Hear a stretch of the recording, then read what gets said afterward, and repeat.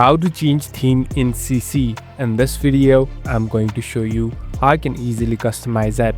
First of all, open the application. Now, here on the left top, you can see this two-line icon. Simply tap on it, and here on the bottom, tap on Settings. So now, we're in the Settings interface. Here, you'll be able to find different options and customize it.